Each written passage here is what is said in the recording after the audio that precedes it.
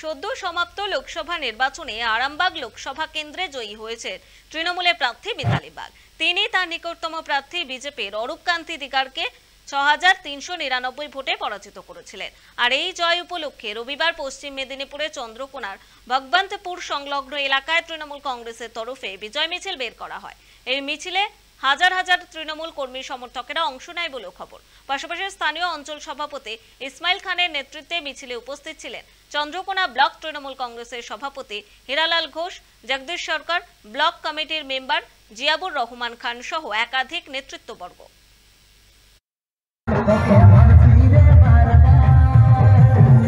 ভগবন্তপুর অঞ্চল তৃণমূল কংগ্রেসের পক্ষ থেকে আমাদের ছেলে যে আপ্রাণ চেষ্টা যে আমাদের প্রার্থীকে যে কোনোভাবে আমাদের অঞ্চল থেকে বিপুল ভোটে লিড দিতে হবে, তাই ৭০৮০ ভোটে লিড দিয়ে আমরা এই ভোট উপহারটা আমরা পাঠাতে পেরেছি এবং দিদির হাতকে শক্ত করার জন্য আমরা মিতালি বাগকে এই অঞ্চল থেকে যা লিড, সেই লিডের লিডকে আজকে আমাদের ছেলেরা বিজয় মিছিল বা বিজয় উৎসব আমরা পালন করছি।